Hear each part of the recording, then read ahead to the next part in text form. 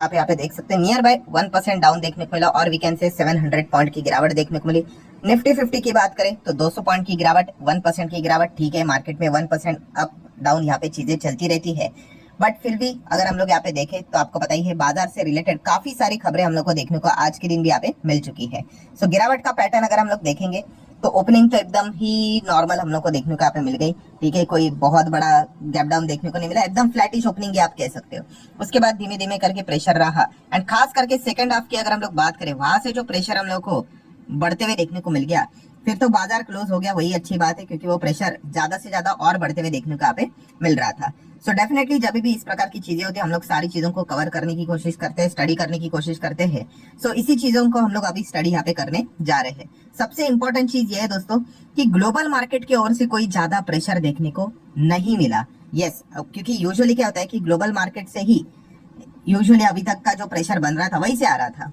ठीक है, मतलब अगर हम बात करें अमेरिकन बाजार कल के दिन 0.36%, कुछ भी खास यहाँ पे तेजी मंदी नहीं। देन जापान के बाजार में तो ओपनिंग तो एकदम धूम धड़ाकेदार आप यहाँ पे देख सकते हो। ठीक है, 3.5% की यहाँ पे तेजी दिखा दी, बट ये मत भूलना कि 12 अगस्त को उनका मार्केट बंद था तो कुछ चीजें यहाँ पे पेंडिंग भी थी। ठीक है, तो उन दोनों चीजों का कॉम्बिनेशन होके ही वो तेजी देखने को यहाँ पे मिल चुकी है। अगर आप कंफ्यूज हो रहे होंगे कि वो इतना जबरदस्त ओपन हो गए तो हमें क्या दिक्कत हो गई, तो ये पॉइंट आपको पता होना चाहिए। सोमवार के दिन यस्टरडे उनका मार्केट क्लोज था। देन अगर हम लोग यहाँ पे यूरोपियन बाजार की बात करें, खास करके 12 बजने के बाद यहाँ पे हमारा मार्केट यहाँ पे गिर रहा था, तो यूरोपियन बाजार आप यहाँ पे देख सकते हो कि वहां से थोड़ी बहुत हम लोग को प्रेशर, मतलब बहुत बड़ी कोई गिरावट नहीं है, बट यस उनका ओपनिंग बहुत ही शानदार था। बट उसके बाद वहां पे जो हम लोग को टॉप लेवल से जो प्रेशर देखने को मिला वो एक थोड़ा बहुत यहाँ पे हमारे मार्केट में पास ऑन होते हुए देखने को मिल गया। चाहे आप दूसरा भी देख सकते हो, जर्मनी का डैक्स या फिर फुटसी की भी बात करें तो ओपनिंग बहुत शानदार थी, बट उसके बाद हम लोग को लाल निशान में यूरोपियन भी मार्केट आते हुए देखने को मिले थे। तो ये एक पॉइंट हम लोग को छोटा मोटा, ये तो डेली चलता रहता है। ठीक है, तो ये चीजें पता होनी चाहिए। देन डाउ जोन्स के फ्यूचर की अगर हम लोग बात करें तो वो भी ठीक ही चल रहा था, ये तो अभी जाके लाल निशान में देखने को यहाँ पे मिल रहा है, वरना हरे निशान में ही यहाँ पे चल रहा था। मतलब बताने का मकसद क्या है दोस्तों कि हमारे बाजार की अगर हम लोग यहाँ पे बात करें तो विदेश की ओर से इतना कुछ ज्यादा हम लोगों को कोई इतना प्रेशर देखने को मिला, छोटा मोटा तो चलता रहता है भाई।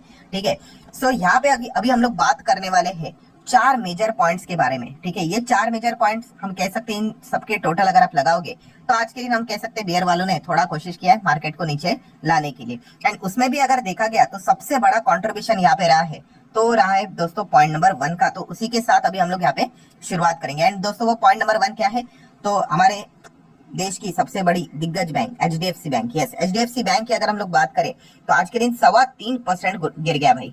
अगर एचडीएफसी बैंक अगर इतना गिरेगा तो मार्केट ऊपर जाने के लिए काफी मुश्किल यहाँ पे हो सकता है। और गिरा मतलब ऐसा ही नहीं गिरा, काफी हेवी गैप डाउन के साथ यहाँ पे ओपन हुआ। आप देख सकते हैं ये प्रीवियस क्लोज रहता है और ये ओपनिंग रहती है, कितना बड़ा गैप डाउन है देखिए। और उसके बाद और हम लोग को प्रेशर ये बढ़ते हुए देखने को यहाँ पे मिल गया। सो ऐसा क्या हो गया भाई एचडीएफसी बैंक में। एंड आपको बताइए एचडीएफसी बैंक दो तरफ से यहाँ पे अटैक करते हुए देखने को मिल जाते हैं। एक है डायरेक्टली निफ्टी 50 में, तो सबसे बड़ा वेटेज इसी का ही रहता है, अभी वो चेक करना पड़ेगा, बार बार चेंज भी होता रहता है, बट फिर भी फर्स्ट सेकंड पोजीशन इन्हीं की रहती है। एंड सेकंड जो इनका इनडायरेक्ट इंपैक्ट रहता है through bank Nifty and financial services, so वो निफ्टी 50 को तो और भी आहत यहाँ पे करवा देते हैं। इसके ऊपर मैंने इतने वीडियोस बना दिए कि अभी तक आप लोगों को पता चल ही गया होगा। सो एचडीएफसी बैंक यहाँ पे नीचे क्यों गिरा, इसके पीछे का क्या रीजन है? यस, कॉन्क्रीट रीजन अवेलेबल है दोस्तों, वो है एमएससीआई इंडेक्स की रीबैलेंसिंग। एमएससीआई इंडेक्स में हम लोग को बदलाव होते हुए देखने को मिल जाते हैं। सो क्या यहाँ पे एचडीएफसी बैंक को कोई बाहर किया? अरे एचडीएफसी बैंक को कौन बाहर करेगा। ठीक है, तो एचडीएफसी बैंक अभी भी हम लोग को चीजें एमएससीआई इंडेक्स में देखने को मिलेगी, बट उनमें जो बदलाव यहाँ पे हो रहे हैं उससे रिलेटेड एक अपडेट यहाँ पे सामने आ गया, जो कि आप देख सकते हो। एमएससीआई अनाउंसेस वेटेज इंक्रीज ही होने वाले, बट 2 ट्रांचेस में हम लोग को वेटेज यहाँ पे इंक्रीज होते हुए देखने को यहाँ पे मिलने वाले। तो इससे प्रॉब्लम ये होने वाला है दोस्तों कि यहाँ पे जो पैसिव फंड का जो इनफ्लो हम लोग को देखने को यहाँ पे मिलने वाला था वो तो आने ही वाला है, बट वो लेसर देन एक्सपेक्टेड अभी हम लोग को देखने को यहाँ पे मिल जाएगा। मतलब थोड़ा टाइम लगेगा, ये आप यहाँ पे कह सकते हो। तो पहले लगा था कि एक झटके में हो जाएगा, बट नहीं, अभी यहाँ पे रुकना पड़ेगा। बट लगते हुए देखने को मिल गया 2 ट्रांचेस में आएंगे, बट 2 ट्रांचेस में आते हुए देखने को मिलेंगे, तो माइट भी थोड़ा बहुत अभी हम लोग को वो इनफ्लो कम होते हुए देखने को मिल सकता है। ये एक अनुमान यहाँ पे लगते हुए देखने को यहाँ पे मिला है। तो ये बाजार की एक नॉर्मल चीज रहती है, इस प्रकार से बाजार वर्क करते रहता है। तो एक कारण हम लोग को देखने को मिल गया जिस चीज के चलते एचडीएफसी बैंक यहाँ पे हम लोग को 3.25% गिरते हुए देखने को मिला। एंड एचडीएफसी बैंक गिरेगा तो वो बैंक निफ्टी के भी पैर नीचे खींचेगा, क्योंकि बैंक निफ्टी में तो आपको पता है ICICI bank and HDFC bank का ही कंट्रीब्यूशन हम लोग को ज्यादा 50% के आसपास देखने को मिल जाता है। तो 1.5% बैंक निफ्टी हम लोग को नीचे देखने को यहाँ पे मिल गया एंड फाइनेंशियल सर्विसेज 2% तक नीचे आते हुए देखने को मिल गया। तो यही सबसे बड़ा मेजर कारण बन गया कि यहाँ पे निफ्टी 50 में आज के दिन हम लोग को बियर वाले इसी फाइनेंस फैक्टर को पकड़कर मार्केट को नीचे खींचने की कोशिश यहाँ पे कर रहे थे। तो ये एक चीज हम लोग को देखने को यहाँ पे मिल चुकी है। देन अगर हम लोग यहाँ पे आ जाते हैं दोस्तों सेकंड पॉइंट के ऊपर, तो सेकंड पॉइंट कौन सा है जो कि हम कह सकते हैं कि बाजार को और नीचे रखने में यहाँ पे मदद कर दी गई, तो दोस्तों वो अगेन फाइनेंस सेक्टर से रिलेटेड ही चीज हम लोग को देखने को मिल चुकी है। फाइनेंस सेक्टर काफी बड़ा है, तो किस चीज के बारे में हम बात करने वाले दोस्तों, तो वो है RBI। यस, RBI अलग अलग नियम कानून यहाँ पे लाते रहता है, ठीक है। मार्केट कैसे रिएक्ट करेगा उसके ऊपर उनका फोकस नहीं रहता है, उनका मेजर फोकस होता है पूरे सिस्टम को कैसे यहाँ पे प्रॉपरली रखा जाए, उस हिसाब से वो चीजें यहाँ पे करते हैं।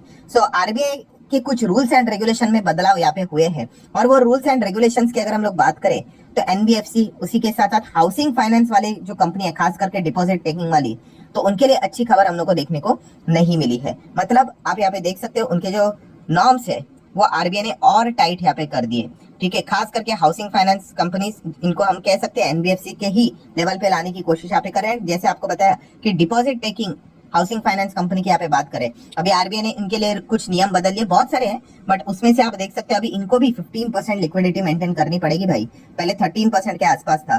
सो जितना आप लोगों को ये लिक्विडिटी वाले नॉर्म्स यहाँ पे बढ़ते रहते हैं, आपका बिजनेस करना उतना आप लोगों को थोड़ा बहुत कठिन हो जाता है, ठीक है। क्योंकि जितना पैसा आपके पास आप अपने हिसाब से यहाँ पे फाइनेंस में बिजनेस में उतार सकते हो, उतना आप लोगों के रिटर्न्स ज्यादा मिलते हैं। बट जैसे ही RBI के रूल्स आ जाते हैं भाई कि आपको लिक्विडिटी बढ़ाना पड़ेगा, हमारे पास इतना पैसा रखना पड़ेगा, जैसे कि बैंक के केस में CRR होता है, आप सभी लोगों को पता ही है, तो फिर यहाँ पे बैंक फाइनेंस वाली जो कंपनियां रहती है, NBFC रहती है, वो डिसअपॉइंट होते हुए देखने को मिल जाती है।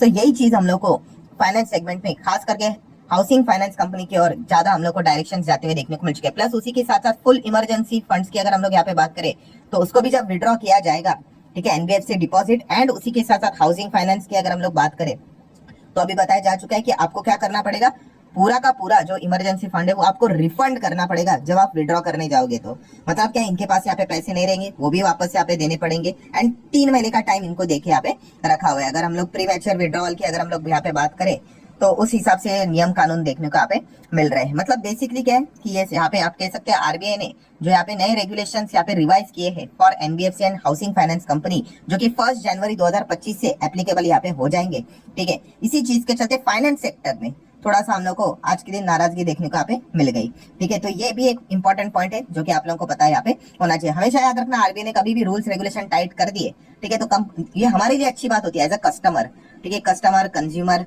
पब्लिक के लिए, ठीक है, बट कंपनीज के लिए वो अच्छी खबर यहाँ पे नहीं रहती है। तो निफ्टी फाइनेंशियल सर्विसेज इसी चीज के चलते डायरेक्टली इनडायरेक्टली इन पॉइंट्स को लेकर भी थोड़ा बहुत अपसेट होते हुए देखने को यहाँ पे मिल जाते हैं। नो डाउट सबसे बड़ा कंट्रीब्यूशन तो बैंक निफ्टी के थ्रू ही आया है, HDFC बैंक के चलते, बट ये वाला पॉइंट भी आपको पता होना चाहिए। देन दोस्तों आगे बढ़ लेते हैं पॉइंट नंबर 3 की, और पॉइंट नंबर 3 है दोस्तों यहाँ पे मिडल ईस्ट के बारे में। यस, मिडल ईस्ट की अगर हम लोग यहाँ पे बात करेंगे, सो टेंशन काफी ज्यादा हम लोग को बढ़ते हुए देखने को यहाँ पे मिल रहा है। वैसे तो यहाँ पे टेंशन तो हमेशा ही रहता है, कभी आप चैन से शांति से तो यहाँ पे रह नहीं सकते, बट जैसे जैसे अपडेट्स यहाँ पे सामने आते रहते हैं, आपको पता है जो क्रूड 75 76 तक चला गया था, वो क्रूड अगर आप अभी अब चेक करने जाओगे वो 81 82 तक हम लोग को सर्ज होते हुए देखने को मिल गया है, ठीक है। तो डेफिनेटली वहाँ पे जो टेंशन है वो नेक्स्ट लेवल का हम लोग को बढ़ते हुए देखने को मिल रहा है। तो ये भी एक छोटा सा पॉइंट है, आपको बताइए हम क्रूड से रिलेटेड कितने निर्भर अभी भी देखने को यहाँ पे मिल रहे करके। एंड देन अगर हम लोग बात करेंगे आखिरी पॉइंट नंबर 4 की, तो मुझे नहीं लगता इसके लिए कोई रॉकेट साइंस की जरूरत है, आपको पता ही है कौन सा पॉइंट है जो फिलहाल सरदर्द बना हुआ है। Yes, Hindenburg, SEBI, Adani.